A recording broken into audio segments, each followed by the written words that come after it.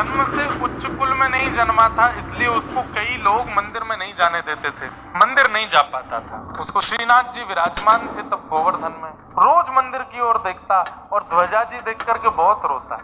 हे नाथ, मैं अधिकारी नहीं हूं ना आपके दर्शन का, मैं आपके पास नहीं आ सकता।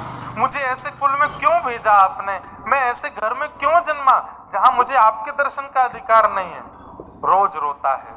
दोपहर में आज भी हमारे वृंदावन में 12:30-1 बजे मंदिर बंद हो जाते हैं और फिर 4:30-5 बजे के आसपास खुलते हैं। ये बीच में ठाकुर जी गैया चराने जाते हैं, ऐसी भावना। तो उसी समय सब दर्शनार्थी अपने अपने घर को चले जाते हैं, मंदिर के सेवाधिकारी प्रसाद पाके सोने चले जाते, और उसी समय वो गिरिराज जी की तलेटी में दोपहर के समय चिलचिलाती धूप में झाड़ू लगाने के लिए आता और ध्वजा जी देख करके रोता रहता, मुझे अधिकार क्यों नहीं है आने का। अब उसने तो क्या, ठाकुर जी ने मन बना लिया कि मुझे इससे मिलना है। कैसे मिलूं? तो एक भगवान के सखा थे कलिकाल में, 8 सखाओं में से एक सखा, उनका नाम था गोविंद दास। आज श्रीनाथ जी अपने मंदिर में खड़े थे, राजभोग आरती हो रही थी, तो इतने में ही गोविंद दास कोई पद गा रहे थे और पद गाते गाते उन्होंने ठाकुर जी की ओर देखा तो ठाकुर जी के मुखमंडल पर चिंता का अनुभव हुआ उनको। गोविंद दास बाहर से ही बोले, जय जय, क्या बात है? ठाकुर जी बोले, कुछ नहीं नहीं, आज चिंतित लग रहे हो आप, कोई बात की चिंता है आपको? ना ये सब ठीक है, कोई ऐसी बात ना। बोले नहीं नहीं, बताओ ना जय जय, मैं पूरी करूंगा, जो आप कहोगे सेवा में करूंगा, आप काय बात को चिंतित हो? ठाकुर जी बोले, दाल बाटी खावे को मन है रो में। अरे तो यहाँ में चिंता की क्या बात है? अभी रसोईया जी से जाकर के मैं कह दूंगा, रसोई में बढ़िया दाल बाटी आपके काज बन जाएगी और भोग लग जाएगा। ठाकुर जी बोले, ना रसोई की ना पानी। तो आज गोविंद दास तुम अपने खिरक में बनाओ, तुम अपने बगीचा में सुंदर कंडा में बाटी बनाओ, बढ़िया दाल बनाओ, और मैं वहां आकर के पेड़ की छैया के नीचे बैठ करके प्रेम से पाऊंगा, मेरा ऐसा मन है रोए। गोविंद दास बोले, जय जय, अगर गुसाई जी को पता चल गई तो? बोले, यही मारे तो मैं कह रहा हूँ चुप कहते कि गुसाई जी को नहीं बताया तो मैं आऊंगा। तो गोविंद दास बोले, ठीक है, तो फिर जय जय मैं जा रहा हूँ, जल्दी तैयारी करूं और आप 1.5-2 घंटा बाद आ जाइयो, तब तक सब तैयारी हो जाएगी। ठाकुर जी बोले, हाँ, तब तक राजभोग आरती भी हो जाएगी, सब चले जाएंगे, मैं आ जाऊंगा। तो यहाँ राजभोग आरती हुई, आरती के बाद ठाकुर जी के कपाट बंद कर दिए गए, सब मंदिर के लोग अपने अपने घर को चले गए, दर्शनार्थी चले गए। दोपहर का समय हो गया और वो कन्हैया झाड़ू लगाता हुआ आया। इतने में ही ठाकुर जी मंदिर से बाहर निकल के ऊपर गिरिराज जी पर डोल रहे हैं और वो कन्हैया रोता रोता केवल झाड़ू लगाता रहता, मुझे कब मिलेंगे, मुझे कब प्राप्त होंगे, मुझे कब दर्शन होंगे, मैं अधिकारी क्यों नहीं हूं इस दर्शन का। इतने में ही ठाकुर जी जोर जोर से चिल्लाने लगे ऊपर से।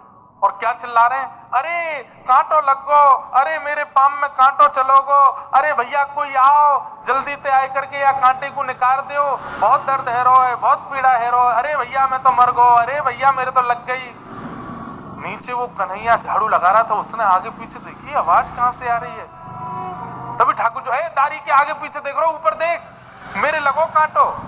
जैसे उसने दृष्टि ऊपर करके देखा, स्वर्ण का तिरछा मुकुट ठाकुर जी के धरा है, ऐसी सुंदर बढ़िया पीतांबरी पहनी है, श्याम वर्ण की कांति है, कमल जैसे नेत्र हैं। अब तो वो कन्हैया जैसे ही ऊपर देखे, उसके तो शरीर में कंपायमान होने लगा। नीचे से बोलो, तुम कौन हो? बोले, परिचय बाद में पूछियो, पहले ऊपर आए के मेरे कांटो निकार। अरे मैं ऊपर ना चढ़ सकूं, मैं गिरिराज जी पे चढ़वे को मेरा अधिकार नहीं है। ठाकुर जी गुस्सा करके बोले, कोई देख ना रो तो कोई कछु नहीं कहेगो, तू ऊपर आ, जल्दी मेरो कांटो देख, रक्त निकरवे वारो है। अरे कितनो निष्ठुर है, जिनके चरणन में कभी कोई पीड़ा नहीं है जाए, ऐसी योजना देवता भी बना में, तू उनके चरणन की पीड़ा कैसे सुन सके, जल्दी आ। नीचे से कन्हैया बोले, एक बार बता दो तुम हो कौन? बोले, मैं वही हूं जो मंदिर में दर्शन दूं। बोले, आप श्रीनाथ जी हो, आप ठाकुर जी हो, आप वृंदावन चंद्र हो, आप नंद नंदन हो? कहा, पहले तो नाचन लगो, दूर से बलैया लेन लगो, नेत्रन से अश्रु बहान लगो, मेरे ठाकुर जी आज मुझको दिख गए। ठाकुर जी बोले, जे सब बाद में करियो, पहले मेरे पास आ जा। कन्हैया ऊपर चढ़ गयो, गिर पहली बार चढ़ा है, जन्म लेने के बाद आज पहली बार ऊपर चढ़ा। ऊपर जाकर जैसे जैसे ठाकुर जी के पास जावे, बैठ करके रोने लगे, कभी नाचने लगे, पागल सा होने लगा ठाकुर जी को देख करके। जैसे ही ऊपर पहुंचो ठाकुर जी बोले, ले मेरो पाम पकड़। जिन चरणों को ठाकुर जी किसी को प्रदान नहीं करते, तुरंत उसकी गोद में धर दिए ठाकुर जी ने। ले अब यहां में से कांटो निकाल।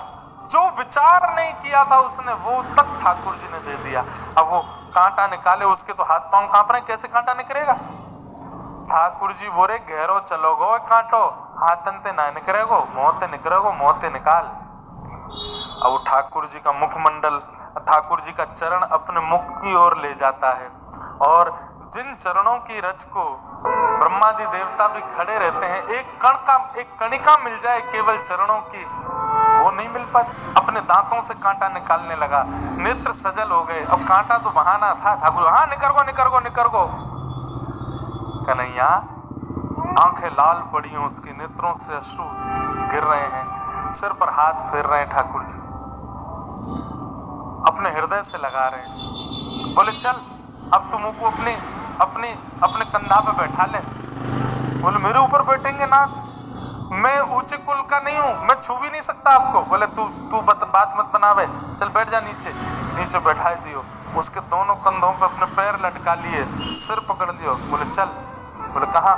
गोविंदास के खिरक में लेके चल, दाल बाटी बनी है, दोनों खा के आवेंगे।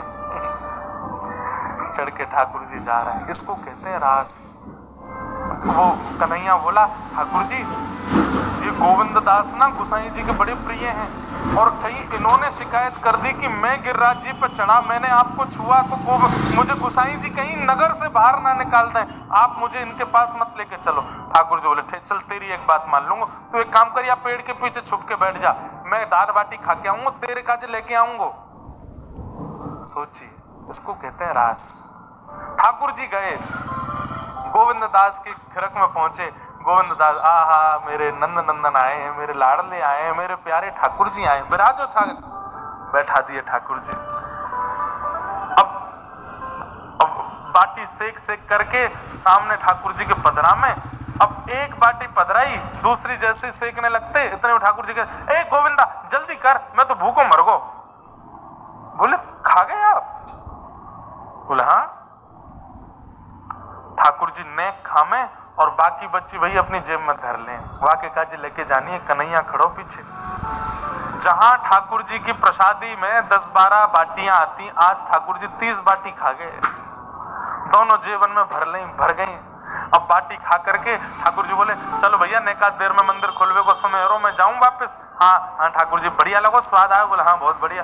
जैसे ही ठाकुर जी खड़े भये, सो पीताम्बरी ऐसे फैल गई उनकी, यहाँ से बाटी सब लद रही हैं। गोविंदास बोले, जे कहा है गोजान में है, बाटी धर के कहां ले जा रहे हो?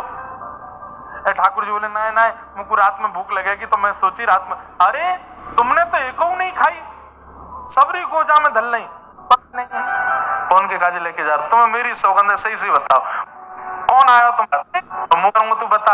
बोले जय ने मुंह को ऊपर गिरिराज जी पे बुलायो, अपने पाम में लोगों कांटो मोते ने करवायो। बोले मुंह को नगर से मत ने करवाई हो। गोविंदास जी बोले, गिरिराज जी पे चढ़ गो तू? बोले हाँ। बोले ना के जाएंगे, अपरस में रहो, के नियम और खुद ठाकुर जी बोले, तो मैं जय ना हूं? बोले जय हो तो खुद नियमन को पालन नहीं करोगे? चलो स्नान करो। ठाकुर जी बोले, अरे जाड़ो पड़ रहा है, मैं ना नहाऊंगो। तो ना नहानो तो पड़ेगा। ठाकुर बोले, गोसाई जी से मत कही हो, तो एक काम करो, स्नान मत करो, आचमन कर लो। चलो ठाकुर जी, हाँ आचमन कर लूंगा। हाथ में जल लेकर के ठाकुर जी कह रहे, अपवित्र पवित्रो वा सर्वावस्थांगतो विवाह स्मरेत पुंडरीकाक्षम। कौन है पुंडरीकाक्ष? स्वयं ही तो है। अपना ही स्मरण करके ठाकुर जी कर रहे, मैं पवित्र है जाऊं। देख गोविंदा में पवित्र है गो। इतने में गोविंदास पीछे तो दौड़ के आए, ठाकुर जी को धक्का दियो, और श्री ठाकुर जी मुकुट सहित गिर गए गोविंद कुंड में, तैरने लगे। अब ये सब लीला चल रही थी, इतने में 4:30 बज गए, घंटे घड़ियाल बजने लगे, मंदिर में दर्शन का समय हुआ। ठाकुर जी बीच कुंड में ठिठर रहे हैं। अरे गोविंदा देखिए, खुले तो श्रीनाथ जी के मुकुट से लेके नीचे मोजे तक सब गीले हैं और पानी चुचा रहा है। गोसाई जी बोले, जय भीग कैसे गए आप? और पीछे वो गोविंदास खड़ा है, वो ठाकुर जी बोले, ये तुम्हारो गोविंदा, ये बहुत मोह लगा लियो तुमने, याने मुंह को धक्का दियो गोविंद कुंड में। गोसाई जी बोले, हे गोविंदा, तेने धक्का दियो ठाकुर जी को? बोले, अब इनने इतनी बात बताई दी तो मैं पूरी बता दूं, क्यों दियो धक्का? ये कैसे कैसे काम करें तुम्हारो नंद जी को लाला?